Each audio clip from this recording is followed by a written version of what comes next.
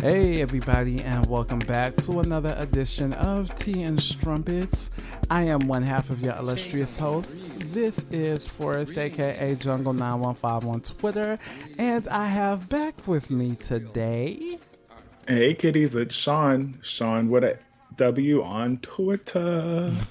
I know what you almost said. Yes, Yes, but I didn't. I know. So we are back again. This time we are reviewing one of our favorite TV shows, Pose. We're back for season two after a long ass year. um, Too too long. So yeah, we've been huge fans of the show, so we thought we'd kind of recap it as the season moves along. So today we have the first episode, which is called "Acting Up." You'll long. get that later. um, so this episode finds us 2 years later because the first season took place in, I believe, '88. So we're 2 years later into 1990. Um, where we left off, Electra was firmly placed in Blanca's house, and they were Evangelista was killing everything. But 2 years later, we enter going straight for the jugular. They start off with Heart Island. Blanca and Preytel are going to visit someone that Preytel has known that has passed, and they're kind of talking about how they've been to several funerals. And for those of you all who don't know what Heart Island was or is actually still exists. It was an old tuberculosis ward that the city of New York had purchased, but they used it for as land for people to be buried who are either unclaimed or whose families were too poor to afford to be able to pay for a burial. So they basically just put them all in pine boxes and bury them in mass graves on this one Hmm. place. And that is a thing that really happened. It actually still happens because, I mean, it's New York. A lot of people are poor and a lot of people are unclaimed. So that's what they do with the bodies. Um, while we're there, we get kind of Blanca, and Preytel kind of showing a little bit of wear and tear. As we know from last season, both of them received HIV diagnoses. What did you think of this scene? I find it really like eye-opening, especially, we're not young chickens. At 37, I had no clue of what was done with, like, I was really in shock. I'm like, all these people are just stacked on top of one another, and the people who died with AIDS are like in a secluded area because at that time they didn't know how it was transmitted, and if people could still get it after they're dead, which I don't understand that, because it's like if you're going to put them in the ground and you're worried about Oh, that was things just an extra spreading. note of cruelty, but yeah, it definitely was. It's And just so inhumane. I mean, it was like treating them like animals. mm-hmm. Yeah, and it's just shows again. One of the reasons why I love this show is even though the show definitely centers like the LGBT community, it also just has a lot to say about the microcosm of New York City at that time. The fact that you're just burying people in mass graves and just putting them in pine boxes, to the point where their names don't matter. That's not just a function of the treatment of the LGBT community, especially during the AIDS crisis or the AIDS epidemic. I mean, it was an extra slap in the face that that they were quarantining dead bodies as if, like, for real. But beyond that, that just shows how little regard there are for just the poor in this country. So it's just again showing how, I mean, New York has always been that, So it's just Oh yeah, crazy. I mean, even at 1990, which is decades ago at this point, this stuff is still very current. That's what I Mm-hmm. find really, even when I listen to Remember I was telling you when I was really listening to Janet Jackson's Rhythm Nation, I'm like, this CD came out over 30 years ago, and these songs are still just as relevant. It's really eye-opening to like, yes, we've come a long way since then, but it's like a lot of things are still the same, and I think it's really the same, especially when you look at people of color, which pose.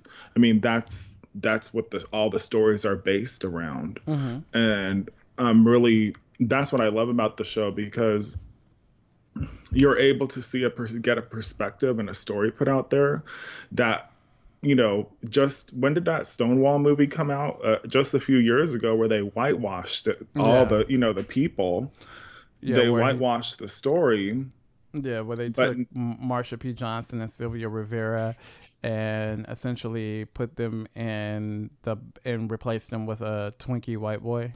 Yeah.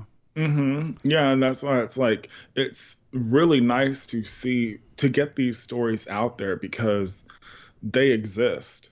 Mm-hmm. And I feel like we cannot grow and move on from that um, and until we know like the true everybody's story. Because I feel like so much of the LGBTQ community really does center around whiteness. Well, that and this is just history. This is American history. This is what has happened in this country, and then in some cases, it's what's still happening in this country. I mean, obviously now we know a lot more about AIDS and HIV, so that part of it isn't happening. But they're still burying people in mass graves on Hart Island if you're too poor or if your body goes unclaimed. That still happens. So that just that level of inhumane treatment is still there and very persistent in our culture. So we leave Hart Island, which again they're going for tears like right the fuck away. Um, Hmm. to Blanca going to the doctor, and this is where we're seeing the return of Sandra Bernard. And fortunate she had such a great turn in that little guest spot. I believe that the writers wanted to kind of expand that role a bit. So she is going to be. I'm glad. I was happy when I saw that. I was like, yes, I think that she's going to be a more prominent fixture because even though Sandra Bernhard has such a history, especially gay history, Mm-hmm. lesbian history, whatever you want to call it. And even though she's a white woman, she's still going to blend in very well to the story and not take away from it. Well, she's a New Yorker, so I mean, New York has never been, even though it's the stories are definitely centering Black and Latinx, trans women of color, but it's New York, so you're gonna see everybody there. It's not gonna be just one thing. So yeah, I definitely like that they brought her back there. But here we find Blanca talking about how she hasn't been able to get into anybody to even get the results of her blood tests. So we now are finding Blanca getting the official switch from being HIV positive to being diagnosed with AIDS. So obviously that's a blow. Again, going for the tears, like right the fuck away. But our mother pushes through. So we also go to a funeral for an ex partner, ex boyfriend, what have you, of Prey Tales. And we get a little bit of my girl, oh my god, Candy and I forgot what her sister's name is. Lulu, Okay, Candy and Lulu. I mean, I know their actual names, like it's Angelica Ross and Haley. I forgot her last name, but Sahar. Sahar, yeah. But I Lulu was the one that escaped me. But I love their vibe together. I mean, they're like a Laverne and Shirley kind of a deal. I was also even seeing kind of like Anastasia and Drizella, and what's her name? Electra is totally Wicked stepmother.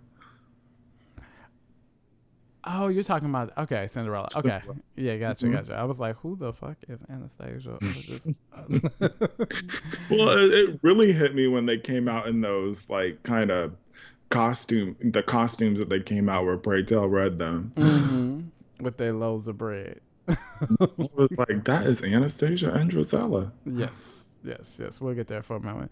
But yeah, we get them kind of having a scene together, bringing a little bit of levity, and basically talking about not wanting to just have only experience love or emotion from people after they're gone. Like they want to be loved while they're here, while they want their flowers while they can smell them.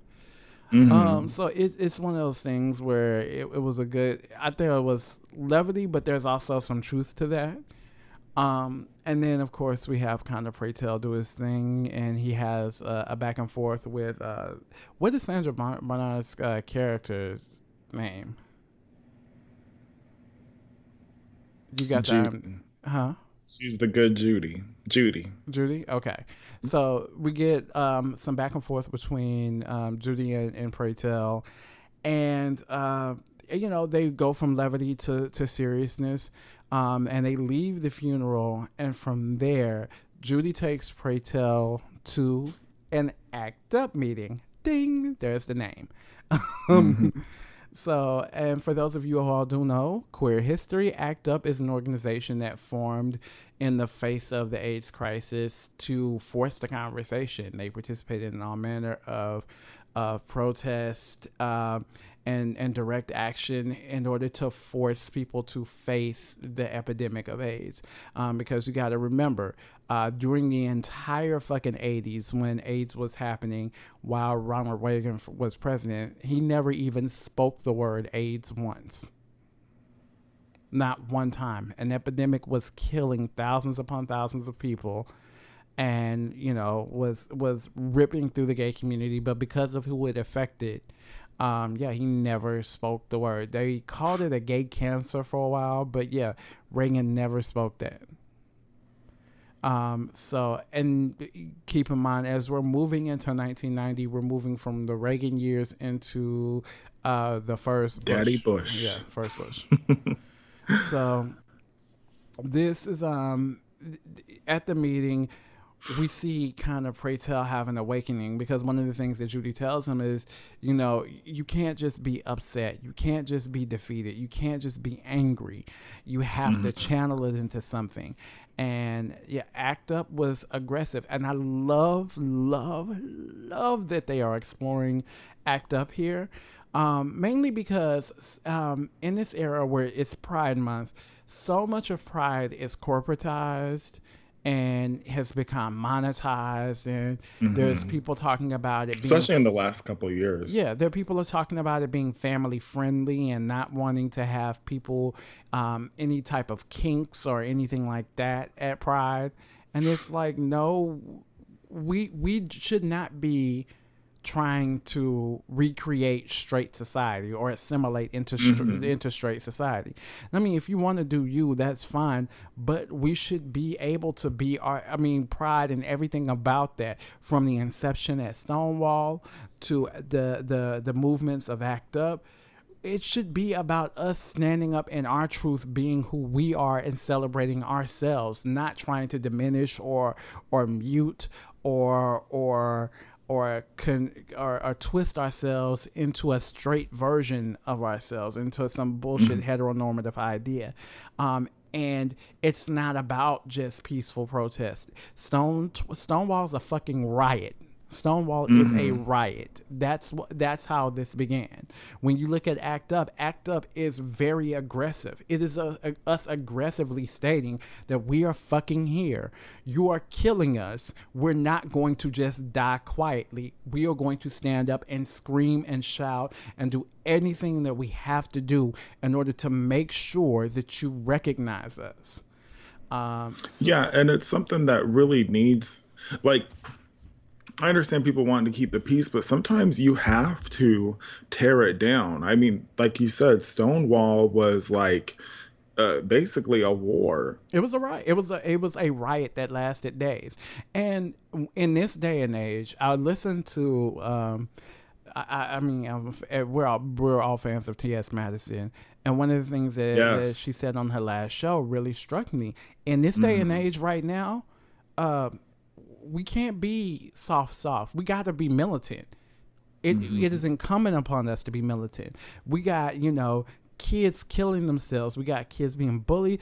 We got somebody was just arrested in New Orleans for having like a gun with a shit ton of artillery, possibly trying to shoot up Pride in New Orleans.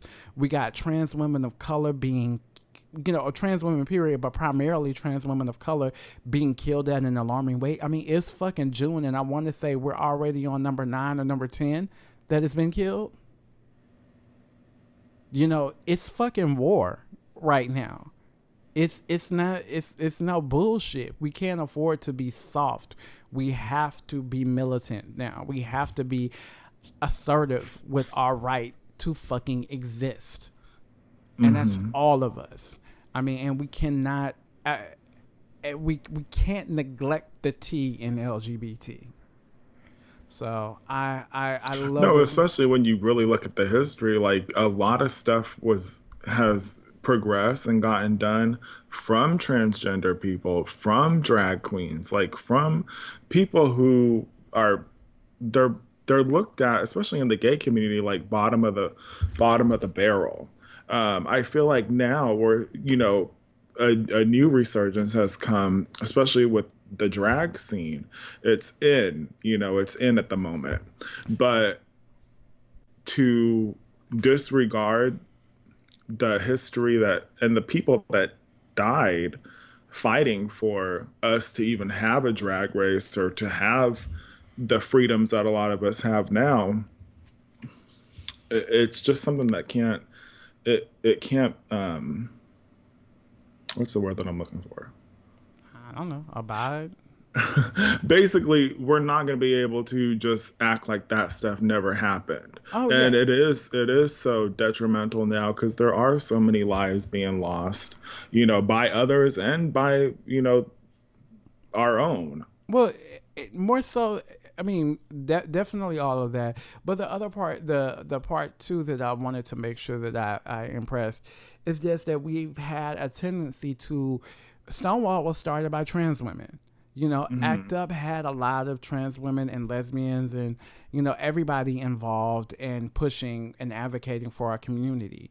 And we have had a tendency to, when it was about just being able to come out in peace, as soon as gay men, specifically gay white men, got their rights, well, then we're good now. Everything's okay. Then people started dying of AIDS. So everybody's together fighting. But then once, they finally get a pill that works to keep everybody alive and cool, well, then we're good now. Everybody takes their goodies and they go home. And fuck fighting for trans rights, fuck fighting for the rights of gay people of color to be able to find employment and housing and things like that. Y'all are left out on the limb again. And then we Yeah. come back around to marriage equality and gay people being allowed to be in the military. And everybody, let's unite and let's fight. And there's all these pushes and unity. Then everybody gets their fucking marriage equality and they take their fucking bags and go home. And we have let both queer people of color and trans women of color and just trans women in general down so many fucking times. All of this time that we've had this Stonewall and all of these movements, we get just to the precipice of getting the right or whatever thing that we're fighting for gay white men. And then once they have their rights, everything goes away. And we've got to stop doing that shit. I mean, fortunately, we're in a time frame where you can't just erase the voices of trans women of color and queer people of color, because we have access to shape our own narrative and to keep pushing our narrative to make sure that we don't just fade into the background. But it's been some bullshit, and there's a lot that our community has to account for, and just society in general. But I digress. All of that to say, we bring in the whole notion of ACT UP with Pray Tell, and he's fired up to get the House involved into a protest. Now, this protest that they're referencing, the St. Catherine protest, again, they're giving the children history. This actually happened.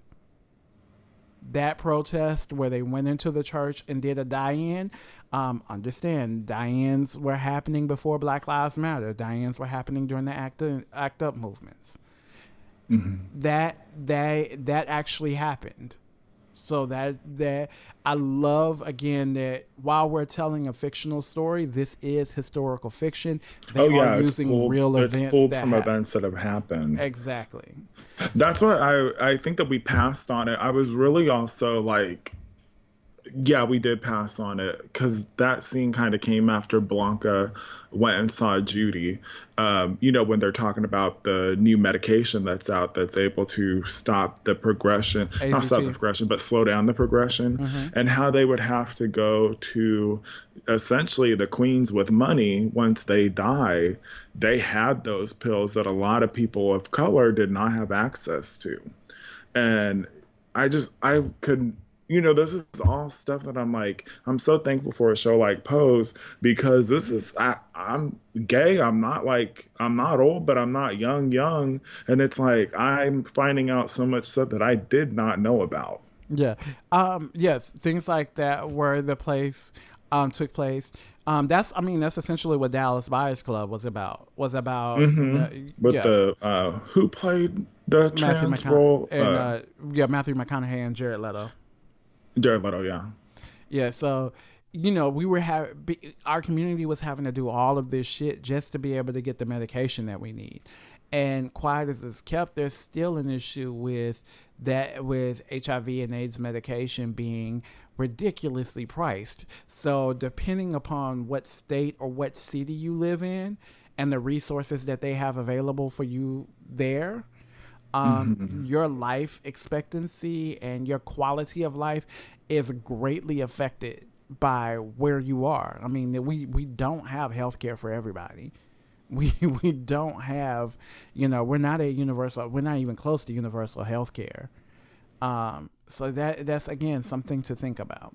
Even when you do have insurance and ways of getting things paid for, you still do have to come out of pocket for certain amounts of money. That's still a struggle if you're not bringing in a lot of money to begin with. Mm-hmm. Yeah. So, all of that to say, we get back to, we're skipping around a bit. There's a initial family dinner that everybody's having where we're kind of seeing everybody everybody in the families there. Derek is still on tour with Al B. Sure.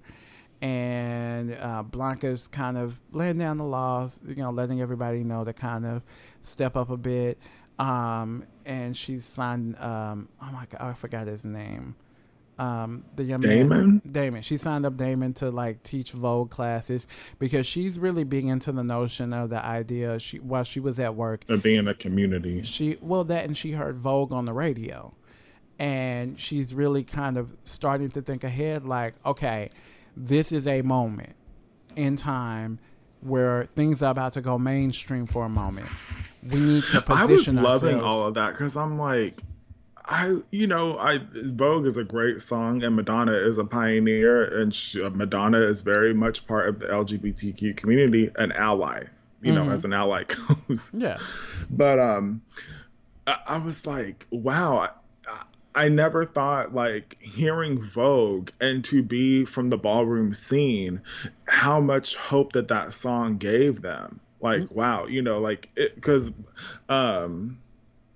Blanca, MJ Rodriguez, who plays Blanca, did such a good job. MJ is a great actor, but did such a good job getting that across, the hope that Vogue gave. Mm-hmm. Well, yeah, and it's more so the hope that, okay, somebody in the mainstream is seeing us. So especially of the Madonna stature. Yeah, well, and the big idea is while we're being seen, we need to be able to position ourselves to get something out of this. Because if we wait too long, these moments only come up but so long. Disco was only a small period of time, but if you got in at the right time, you were able to make something for yourself out of it. So same thing. I think Blanca kind of sees that deal where she's like, listen, something is about to happen. This is about to bust open. And there's always flashes where queerness comes to the forefront. Like we saw it with disco. Then we saw it again with Vogue. We saw it again a little bit later than Vogue with Club Kids. Then from there, RuPaul had a moment, went away, and that bitch created a whole new moment. So kudos. That's why I always say, like, you look, whatever you think of RuPaul, you have to have respect for that grind and just that determination. And really, Ru has set the trail ablazing and opened the doors for a lot of people. Yeah, it's perseverance. I mean, so now we're seeing. And I kind of see what they're doing here. Like, they're setting it in 1990, but by setting it on the precipice of this moment where queerness is entering the mainstream again, we're kind of at the same precipice right now where queerness is entering the mainstream again. So it's really good, easy to see a parallel between that and now. Blanca's trying to get everybody in formation to make the most out of that moment. So Pray Tell wants everybody to participate in the deal. And Elektra comes home being Elektra. Like, that humble shit was only gonna work for so long. She is back on her bullshit. I know. I was really holding out hope. I was like, you know what? It's going to be a cool, still play her sass up and just, her divaness. But it's like, damn, nope. I don't know what's going to humble Elektra. Shit. I don't know. Hell if I know. But we know that Elektra is getting expensive finery and things like that. So everybody's kind of wondering, what the fuck is Elektra doing?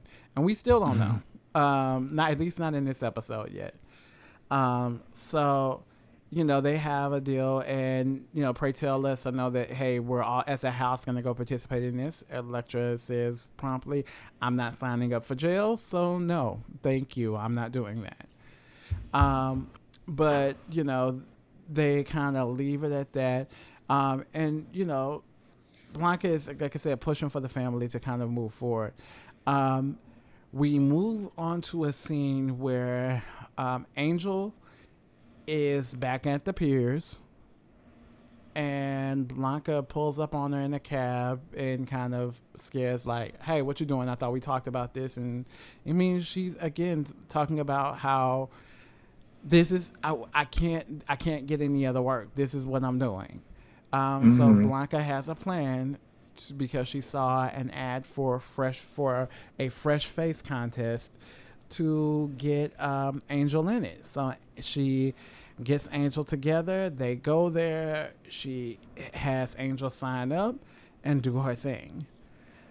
The one thing that I did, it's not a problem, but I thought it's kind of funny that when Angel was like, okay, well, you can't leave me here alone, and Blanca tells her, well, if I go in there with you, it's all over for you. And obviously the insinuation is, girl, they're gonna clock me if I go in there, so you gotta go in and do you. I mean, this is where we're suspending belief. Because, like, it's not like MJ is clockable. But yeah, I never understood, especially in the first season, because it's like, they always read her for Phil for her wigs and just her overall appearance. And I'm like, I don't think she's, that bad. She's not. Yeah, I mean, there's really nobody that's like, I mean, because again, we're talking about trans women of color. We're talking about trans women who are actresses and models and have things, have done like MJ comes from the theater world. It's not like, what was his name from Trans America, Jeffrey Turn. What's his name? Jeffrey Tambor. Tambor. And I'm like, God, I cannot remember. It's not like that. Yeah, like Mara or whatever, where you're seeing somebody Moira. like at the very beginning of their transition, because I mean we've talked about it before on our other shows how transitioning is not cheap, girl. Like this is yet another reason why when people be pushing the whole fucking myth of, you know, trans women out here just tricking straight men left and right, it's like, girl, no.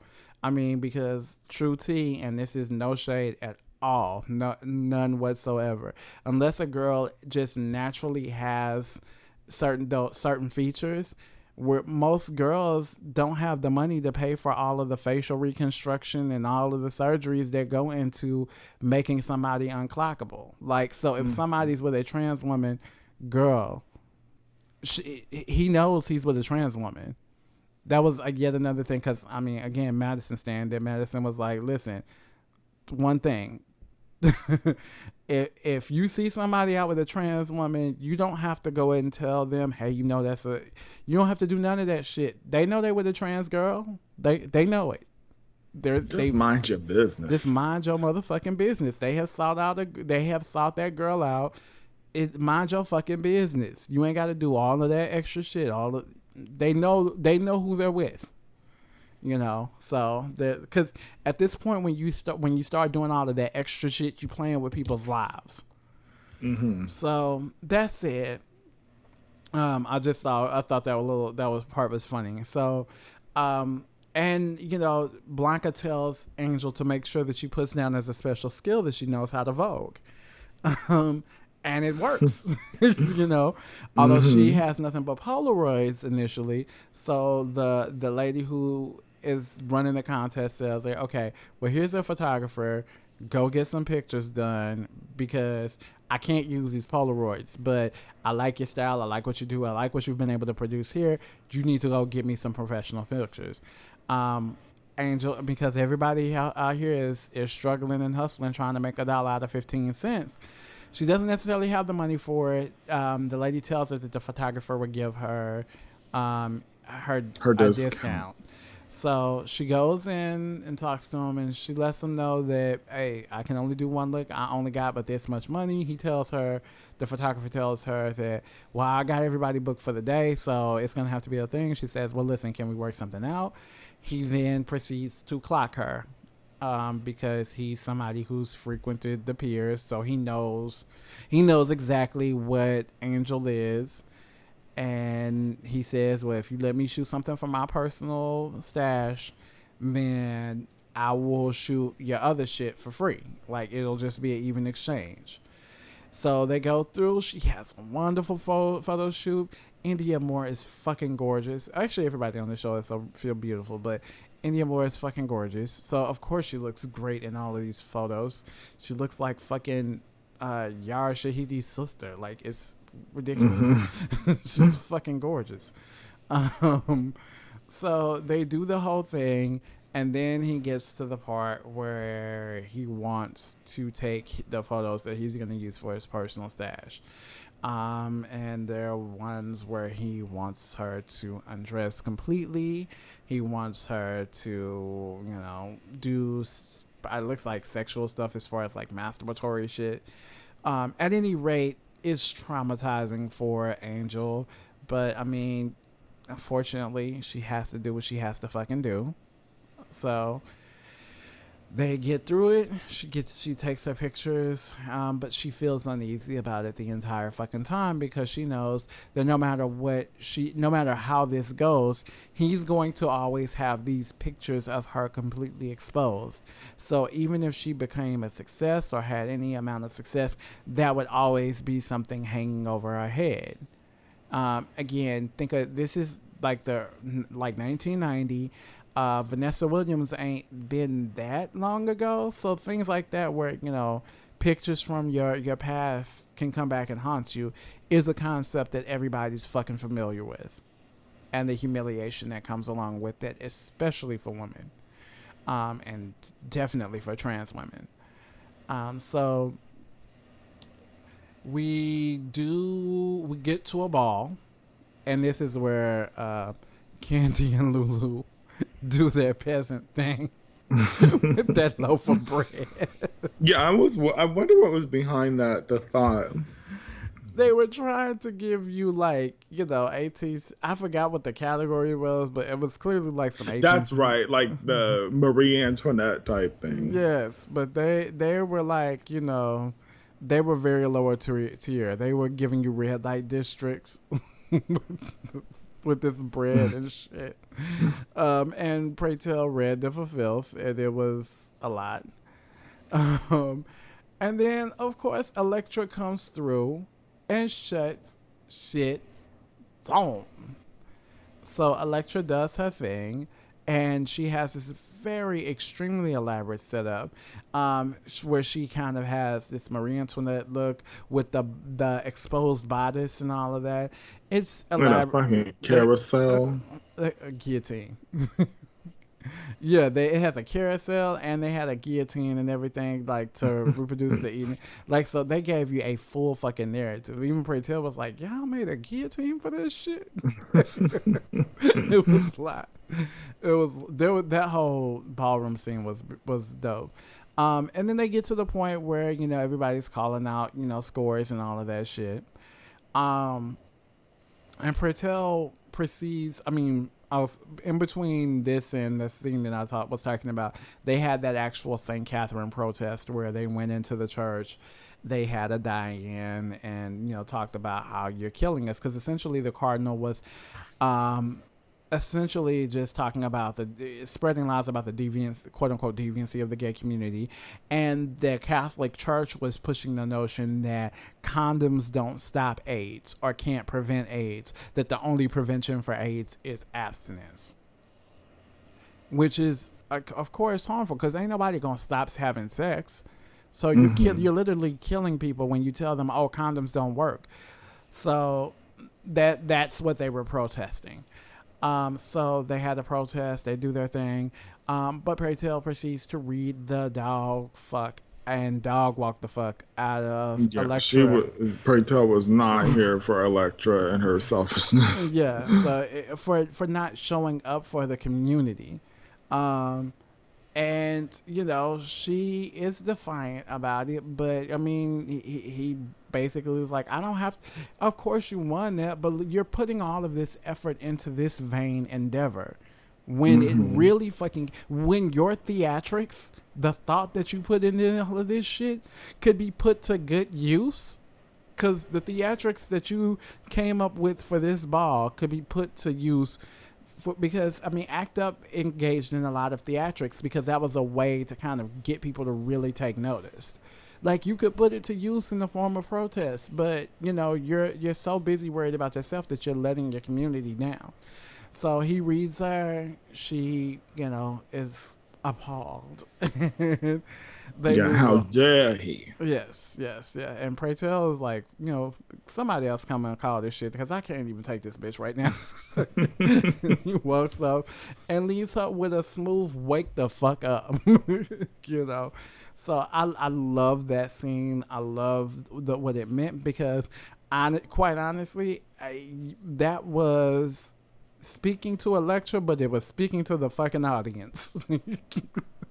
Like that was the writers telling everybody to wake the fuck up, be there for your community, especially when members of your community are dying and things like that are happening. Wake the fuck up. So we move on to in categories, and it's face and body and all of that, and of course Angel kills it. She's stunning, she's fish, she's all of this.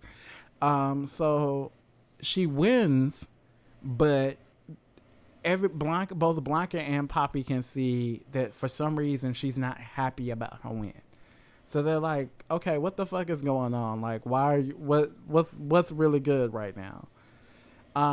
So she runs out, they run after her, and there she confesses what she had to do in order to get the photos.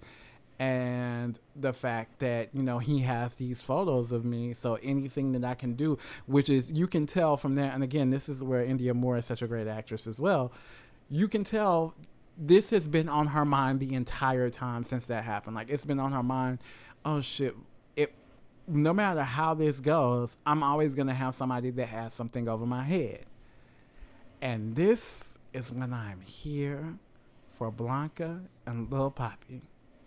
because baby, they roll up on that photographer, and the next thing that we see, He's getting the dog shit beat out of him. he is catching these hands. He is getting all of them hands. Poppy is giving it to him. I was like, you know what, Poppy, you was always cute, but you just got cuter than me. so, so he's giving them the business. And they, of course, they get her photos, they get the negatives.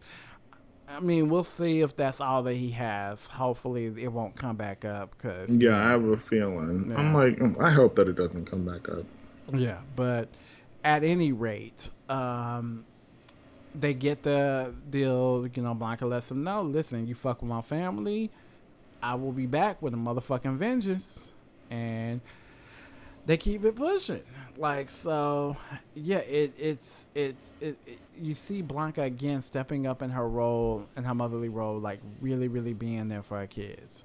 Also, we did miss a point when Blanca, when they were gonna go to the protest, the boss at her nail salon wanted her to work, and she was telling her, like, listen, I got something planned, I cannot stay extra, you know, normally I take any extra hours, but I really have something that I can't do. And then the owner tells her how she was a good Christian to even hire her, and nobody else will hire her or whatever. And basically she pushes Blanca to the point where Blanca just fucking quits. So in the midst of all of this, Blanca has lost her job. Her and Angel have a moment where they talk about the fact that, you know, she's, you know, worrying too much because she's not working. And Blanca does go ahead and admit to Angel that her diagnosis has moved from being just HIV positive to being, you know, having AIDS at that point. So, you know, they've had that moment or whatever. But at any rate, fast forward again to where they have the deal. Angel goes back to the contest with the new photographs, and she advances to the top 10. So she's moving on up there. And this leads us. Was there another ballroom scene? I can't remember. I don't think so. No, I don't. Yeah. Oh no, it was another dinner scene. No ballroom, it was dinner. So during the dinner scene, like, you know, they kind of let everybody know, everybody's happy and everything. Elektra comes in late again, but this time Elektra, where she was able to kind of back down and, you know, a bit. Elektra's just fully, like, full blown on one. And her and Blanca get into it. Elektra flips a fucking table. She got very Teresa Giudice. Okay, she's like, I was like, please don't flip the table. Now you know that everyone needs to eat. Exactly. Like, bitch, you're doing too much. So she flips the table. Of course, she says she's moving out. And essentially we close with Elektra taking her belongings and deciding that and showing up at Candy and Lulu's house because she's joining their house now. So I think was there anything else in the episode that I missed? No, I did really like the Vogue scene with the dancer who was in the Vogue video, one of Madonna's dancers. I can't remember I don't know his name. Isn't it like Tony something? That's the right. black guy who had like the Vogue solo. Mm-hmm. But it was just really cool to see him and, you know, all the younger people doing the Vogue. Mm-hmm. Doing the Vogue. That is not... that was the most suburban shit that you could have possibly said. Doing the voguing, baby. It's just voguing. It's a verb. They're doing that new dance called the Vogue. They were voguing, but it was very choreographed. But yeah, it was just a beautiful scene to kind of, you know, see the homage, see the pioneers and all of that jazz. But yeah, that's pretty much where we leave things off. So at this point, we've caught up with our family. Next week it looks like Ricky will be coming back from tour, and we'll see more about what's going on with Elektra and whatever stunts she's pulling, because Elektra is stunt queen, honey. she is She stunt is out for self. she is stunt queen, honey. So she is out here getting it. So we'll see what she's up to. And just overall, like, this was a great season opener. Like, it just Yeah, it and the episodes, I think this one was like maybe an hour and 20 minutes, but they go mhm, by so fast. mhm. They're just so well done. Yeah. Yeah. And Next, I'm very thankful that we get 10 episodes this season instead of 8. yeah. And they packed 10 so is a much. good number. Like, Yeah. I hope that Insecure is another one. Like, we need 10. If you're going to take these year-long breaks, we need 10 motherfucking episodes. Okay. Okay? And it's good to kind of like they pack so much into those episodes. So much. Hmm. There's such a breadth of emotion there. And what I love about there is even in the midst of all of this adversity, I love that Pose always has an air of hopefulness about it. Yes. Hmm. Like there's never a moment where like they're facing like some of the worst shit possible. I mean, they're poor, they're gay and they're trans and they're black and they're Latino and or Latinx, and they're facing all of this adversity and all of these issues, but there's still a sense of optimism. There's still a sense of hope. So this show gives me all of the emotions. I'm so grateful that it's back, and I'm so grateful that they're telling these stories. And during I was looking on Twitter, and just kind of see how people were talking about it.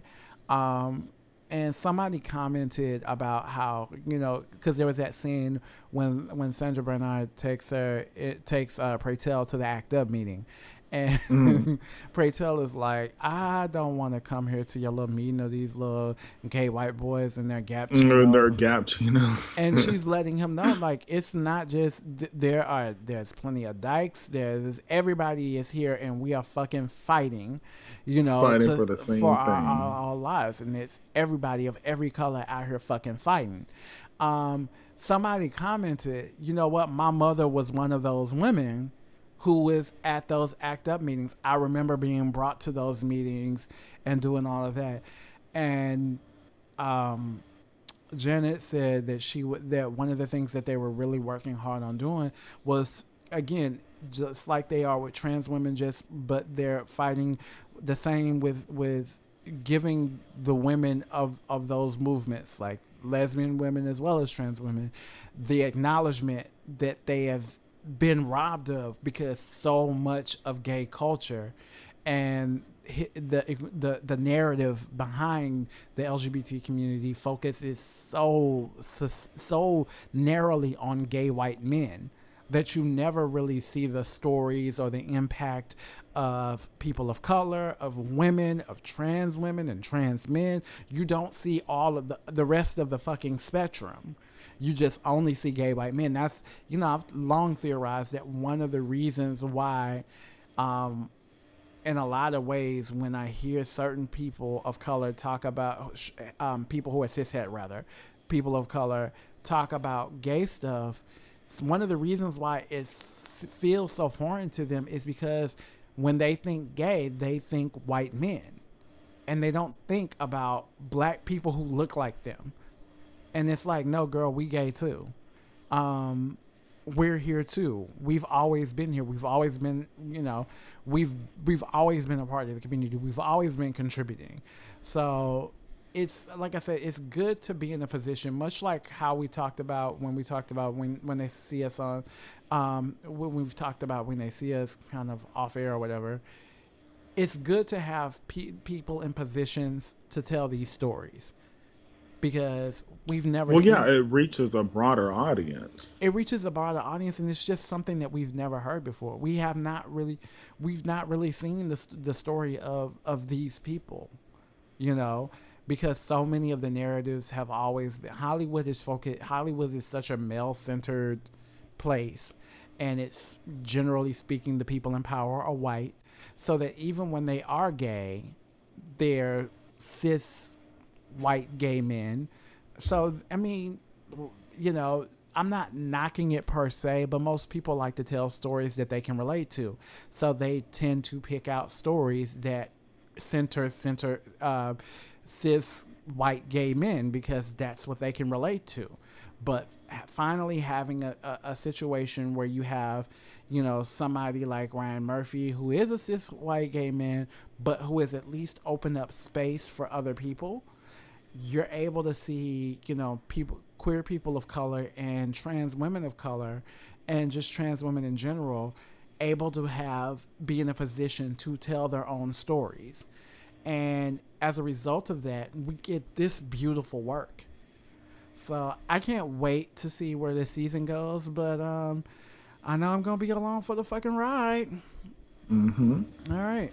Anything else before we bounce? No, I think that's it. Okay, guys. Well, listen. Thank you for watching, and make sure you hit like, subscribe, all of that shit there. You know, so you can stay abreast whenever. All we the post. stuff that you should know already. Okay, this ain't your first YouTube video, bitch. You know what time it is. Do all of that shit. Okay, thumbs up on this hoe. All right, y'all. Thanks for listening, watching, and have a great day. All right, see ya.